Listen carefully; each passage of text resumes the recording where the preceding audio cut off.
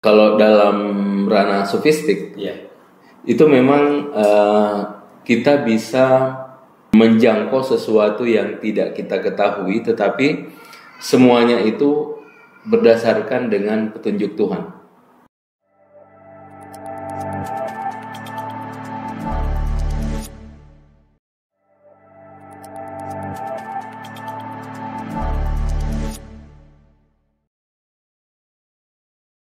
Bismillahirrahmanirrahim. Assalamualaikum warahmatullahi wabarakatuh. Kembali kita bersama lagi guru kita Muhammad Muzjabir. Pada kesempatan kali ini kita akan berbincang-bincang mungkin terkait dengan persoalan Rumi ataupun juga terkait dengan persoalan yang lainnya. Ini Ustaz, kemarin itu ya, yang kita share di grup WA Rumi itu ada kalimat yang menurut saya itu menarik terkait dengan kata cahaya. Nah, di situ kita kutip tentang kata cahaya, cahaya kebenaran, dan ada kata kesadaran. Nah, belakangan ini saya sedikit menelaah buku-buku tasawuf lah, gitu ya, tasawuf. Saya menemukan kata kesadaran, di mana kata kesadaran itu banyak perspektif, banyak pandangan terkait dengan kata kesadaran itu. Ada yang mengatakan bahwa kesadaran itu adalah sesuatu yang bersifat kognitif.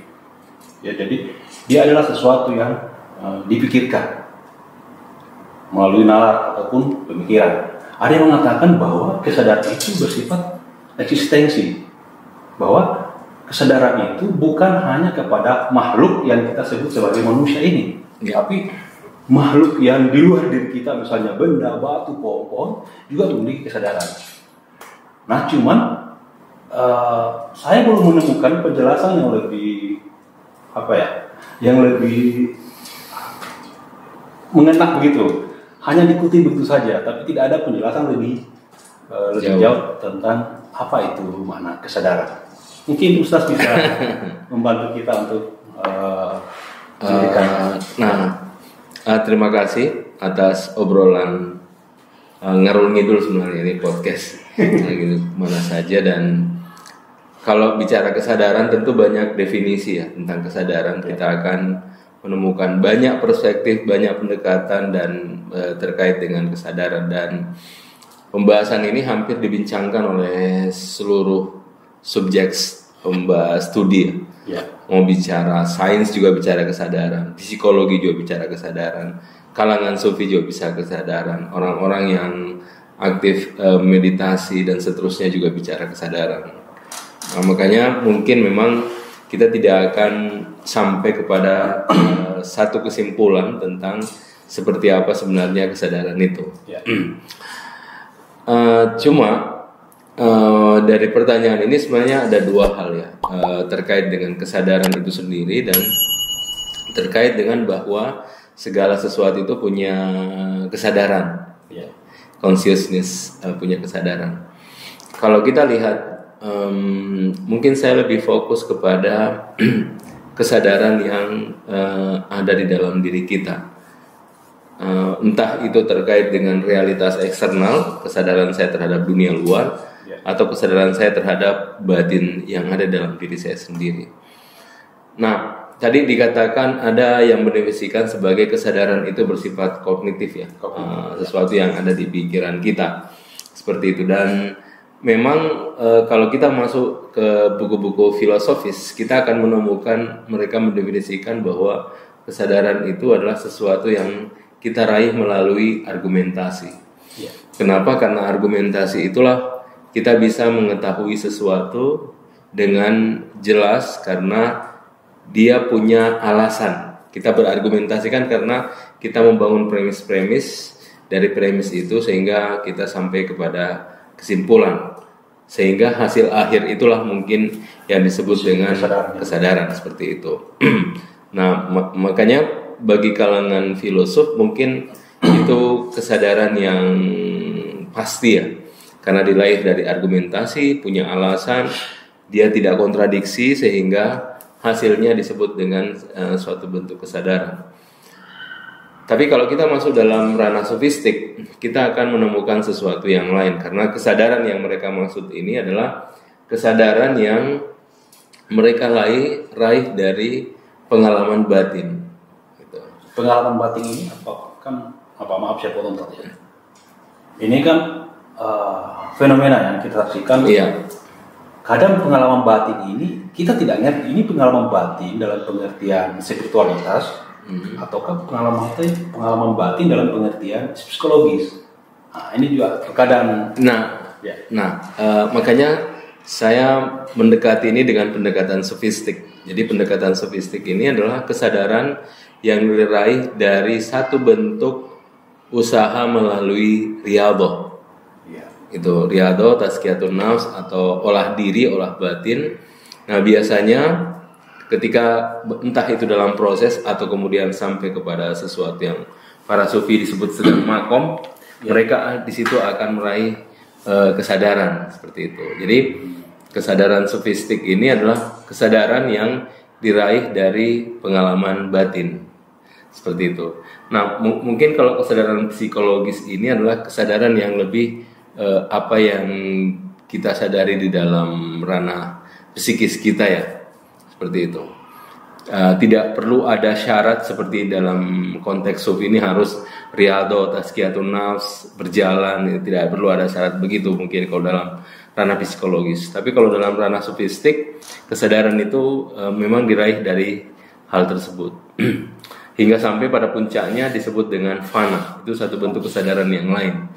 Yang itu lebih banyak memang dibicarakan dalam konteks para sufi. Maaf. Ini terkait dengan fana. Kenapa fana? Fana itu kan apa ya?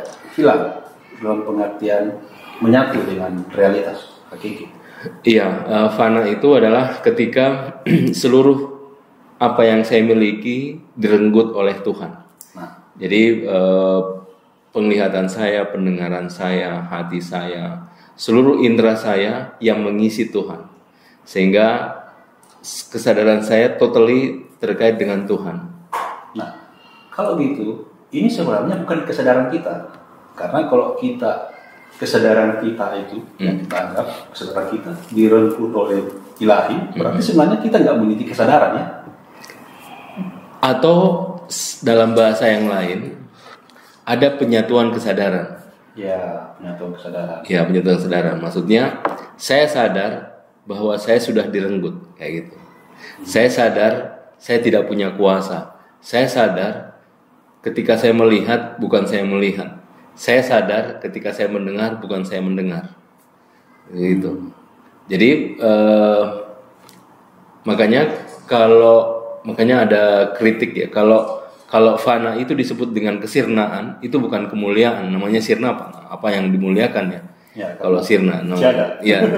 Makanya fana itu adalah lebih kepada konteks penyatuan. Kalaupun toh ada bahasa sirna, maksudnya ego di dalam dirinya sudah sirna, keakuan dalam dirinya sudah sirna, semuanya direnggut oleh Tuhan. Jadi bukan keberadaannya si orang ini yang sirna ya, tapi kesadarannya.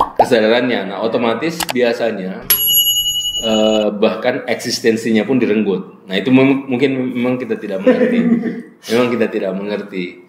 Apalagi kalau dalam bahasa sufi kita ini hanya manifestasi, hanya tajalli dan seterusnya. Menarik Ustaz.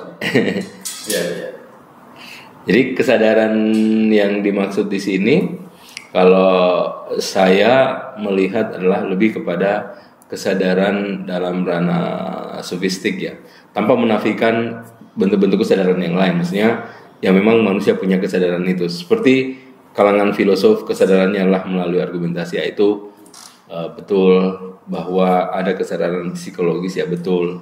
Maksudnya hal ini sama dengan indera yang kita miliki, ada indrawi, perasaan indrawi, ada kemudian kita punya hati, ada khayal, imajinasi, ya semuanya sah-sah saja.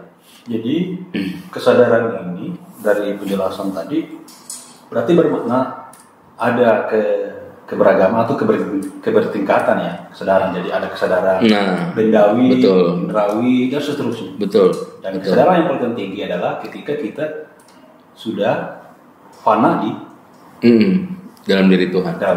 Makanya kalau saya mengutip satu ayat Al-Quran ya, wa in min syai'in illa yusabbihu bihamdi. Tidak satu pun di alam ini yang tidak bertasbih dengan memujinya. Wah, itu kan? Ada gitu. Wa in min syai'in illa yusabbihu bihamdi walakin la tafqahuna tasbihahum. Tetapi kalian tidak memahami tasbihnya. Nah, ayat ini menjelaskan semua realitas. Semua. Mau kita sebut itu benda mati, benda hidup, hewan, binatang dan seterusnya, selama dia sesuatu, dia pasti bertasbih dengan memujinya. Karena ayatnya begitu kan. Wa in min syai'in illa yusabbihu bihamdi. Nah, artinya kalau dia bertasbih, otomatis dia punya pengetahuan terhadap tasbih. Ya dong. Ya. Bagaimana dia bertasbih kalau dia tidak punya pengetahuan terhadap bertasbih? Artinya dia punya ilmu. Ya. Kalau dia punya ilmu, otomatis dia punya kehidupan. Nah, sehingga itulah alasan kenapa para sufi semuanya ini punya kehidupan. Karena dia punya kehidupan, otomatis dia punya consciousness, kesadaran. Nah, makanya semesta ini semuanya berkesadaran, punya kesadaran. Nah, kayak gini tuh. Kalau dikatakan tadi bahwa semua ini bertasbih memuji Tuhannya, saya kan secara apa ya? Kok saya enggak merasa memuji gitu loh. Maksudnya, di mana letak pemuji saya? Nah, kita punya dua iradah di dalam diri. Iya. Ada iradah secara determinis. Ada iradah sesuai dengan apa yang kita inginkan. Maksudnya begini. Saya bernafas, saya ingin tidak ingin, saya bernafas. Bernafas, ya betul. Iya kan? Mau tidak ingin ya saya automatically saya bernafas. Otomatis sel-sel saya bergerak. Iya. Otomatis darah saya juga mengalir dalam tubuh saya. Mau saya sadari atau tidak, kan? Jadi itu ada kesadaran yang bersifat determinis. Nah, itu kesadaran determinis. Iya. Nah, makanya ini salah satu bentuk tasbih yang kita tidak mengerti, kan? Bahwa nafas pun itu bagian dari tasbih. Tasbih. Meskipun kita makanya ayat Al-Qur'annya walakin la tafqahuna tasbih. Tapi kalian tidak mengetahui seperti apa tasbihnya. Ya. Seperti itu. Nah, kemudian kita juga punya iradah atas keinginan kita. Saya tahu bahwa saya berkehendak, kan? Misalnya saya menjatuhkan cincin ini, itu atas kehendak saya. Itu atas kehendak saya. Yeah. Saya bisa menjatuhkan, tidak menjatuhkan. Ada kehendak yang bersifat determinis, seperti tadi nafas. Nafas itu sesuatu yang bersifat determinis. Nah, kebanyakan kita sebenarnya berjalan ini dalam determinis tadi, bahasa yang tanpa kita kehendaki, tapi sebenarnya dia adalah bagian dari proses diri tentang keberlangsungan hidupnya, seperti itu. Kayak nafas. Nafas ini saya sadari atau tidak sadari ya saya bernafas, seperti itu. Ya, inilah itu. Ini juga salah satu tema yang kita sebenarnya sampaikan di grup room ya. Saya banyak mengambil di grup room saya menyimak saja situ. Ada kata di situ kita sampaikan bahwa ada pengetahuan yang ada sesuatu yang tidak kita ketahui, tapi ada juga sesuatu yang kita ketahui. Istilah Ustadz itu kesadaran ilahi. Jadi ada sisi yang kita tidak ketahui, ada sisi yang tidak kita ketahui. Ini kan sepertinya sangat erat sekali kaitannya dengan makna kesadaran tadi ya Ustadz. Iya. Jadi kita tahu, saya selalu bilang sama teman-teman saya kalau jangan menganggap kehidupan itu bisa kita kalkulasi secara matematika, kan? Karena kenapa? Ketidaktahuan kita lebih banyak daripada apa yang kita ketahui. Kita harus sadari itu. Nah, kita berjalan dalam realitas ini itu berdasarkan dengan pengetahuan dalam jangkauan yang kita bisa tahu, kan? Dalam jangkauan yang kita bisa tahu. Padahal sebenarnya ada banyak hal yang kita tidak tahu dalam realitas ini. Ada banyak hal yang kita tidak tahu. Kalau bahasa Rumi, ketidaktahuan kita itu seperti lautan. Yang kita tahu tetesan. Iya. Kalau bahasa Quran itu wa ma utitu minal ilmi illa qalilan, itu aku tidak memberikan kecuali sedikit. Iya. Tetapi sedikit itu bagi kita banyak. Makanya bahasa Rumi dalam Masnawi, duhai Tuhanku yang pemberianmu sedikit seolah kerajaan semesta. Iya. Jadi wahai yang berikan sedikit dengan banyak, wahai yang berikan banyak dengan sedikit. Wahai yang memberikan banyak dengan sedikit. Nah, yang sedikit itu di sisi ilahi Tuhan itu apa di sisi kita itu banyak. Iya. Sedikit itu dalam di sisi Tuhan. Di sisi Tuhan. Gitu. Karena kita berhadapan dengan hakikat yang tidak terbatas. Makanya saya selalu mencontohkan ini seperti penjelasan Rumi tentang lalat yang angkuh. Jadi ada kisah Rumi Masnawi lalat yang angkuh. Nah, Rumi menggambarkan, coba lihat ya. Jadi lalat itu karena dia lalat ini menemukan satu genangan air yang mungkin bagi dia karena lalat ya. Jadi genangan air itu bagi dia sangat luas. Padahal genangan air itu air kencing keledai. Nah, dia sudah merasa itu samudra, lautan. Nah, kemudian pas di anjing keledai itu, air kencing keledai, ada jerami yang jatuh.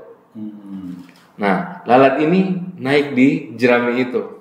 Kemudian dia mengatakan, coba lihat aku, saya seperti nahkoda yang bisa mengarungi lautan.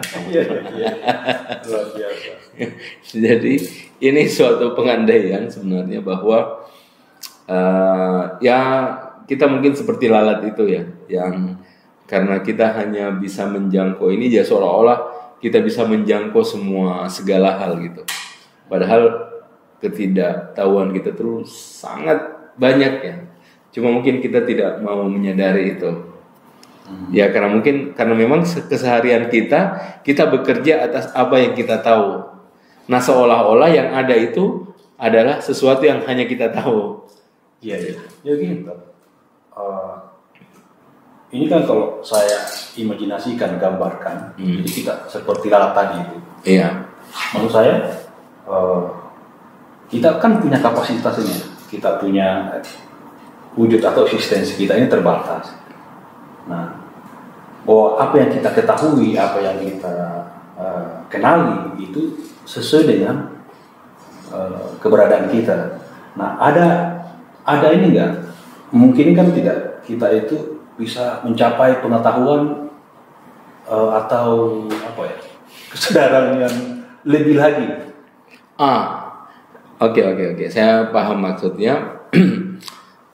Kebetulan kalau kita masuk ke film-film sekarang ya, nampaknya film-film sekarang ini ingin berbicara tentang manusia yang melampaui dirinya. Malu sebenarnya maksudnya dia tahu semuanya, kan? Makanya misalnya kenapa ada ChatGPT itu kan, itu seperti dia ingin membuat manusia yang kita tanya apa aja bisa gitu kan. Kayak gitu. Kita tanya saja bisa. Dan ya kalau kita lihat film-film, sepertinya film-film sudah mengarah ke sana gitu. Menciptakan sesuatu yang memang dia menjadi solusi dari seluruh pertanyaan yang ada gitu. Nah, kalau dalam ranah sofistik, itu memang kita bisa menjangkau sesuatu yang tidak kita ketahui, tetapi semuanya itu berdasarkan dengan petunjuk Tuhan. Makanya definisi para nabi, para rasul, kalau dibersihkan apa itu ilmu, idza syaa alima. Kalau dia mau dia tahu. Luar biasa. Idza syaa alima. Kalau dia mau dia tahu. Jadi ilmu para nabi begitu. Kalau dia mau dia tahu. Kalau dia mau, maksudnya karena nabi ini adalah memang mereka diutus untuk kemudian bagaimana mengangkat manusia ke atas, ke langit gitu. Makanya para nabi ini fokusnya adalah kepada ilmu-ilmu perjalanan rohani, agar manusia tidak tenggelam dalam dunia materi, tetapi dia juga mau melanjutkan perjalanannya ke langit, seperti itu. Menarik ini kalimat, kalau dia mau. Iya, sya'alim. Kalau dia mau dia tahu. Dia tahu. Tapi mungkin para nabi ataupun para sufi mungkin tidak akan mau tahu ya. Iya, atau begini, atau nanti kan di akhirat yang abadi itu adalah hal-hal yang terkait dengan jiwa. Jadi ilmu materi ini otomatis nanti sirna, karena ya dia tidak ada alamnya di sana, materi tidak ada lagi terkait itu dan seterusnya. Makanya ya, ilmu yang sangat berharga adalah pengetahuan yang terkait dengan jiwa. Makanya ada perkataan Rumi ya. Seni mengetahui adalah dia tahu apa yang dia nafikan. Seni mengetahui adalah dia tahu apa yang mesti dia nafikan. Apa yang mesti dia nafikan. Maksudnya untuk apa sih saya? Ya gitu. Gitu kan? Apa saya tahu berapa rambut putih saya ini? Iya, seperti itu. Jadi yang mereka para nabi ini yang ingin mereka ketahui adalah perjalanan jiwa itu. Iya, karena itulah yang abadi yang manusia akan bawa ke sana. Iya. Seperti itu. Mungkin itu dulu. Iya.